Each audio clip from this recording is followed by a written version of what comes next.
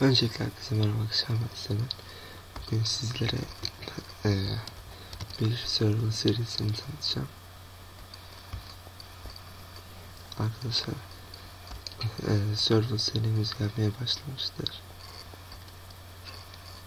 Bundan sonra işte yemek ihtiyaçları burada. Ondan sonra lav adaları var.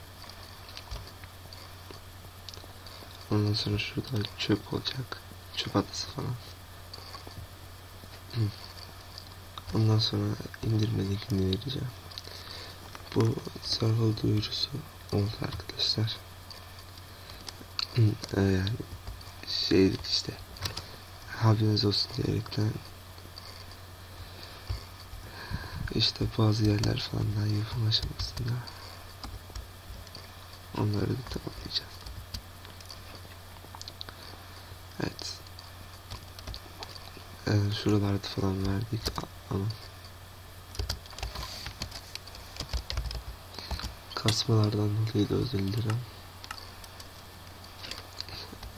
İşte şeyler olduğu için kazıyor.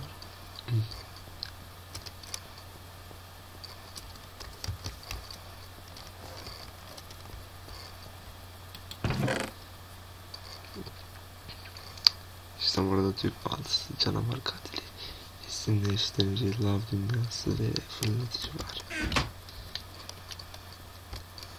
İşte az şuralara gittiniz mi?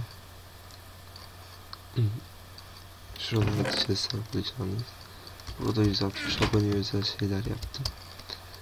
Birkaç tane daha sürprizim var ama işte başka kanal bu. İşte 54 tane TNT var. Burada şeyler var işte. Neyse. Kendinize iyi bakın arkadaşlar. Abone olmayı unutmayınız. Bye bye.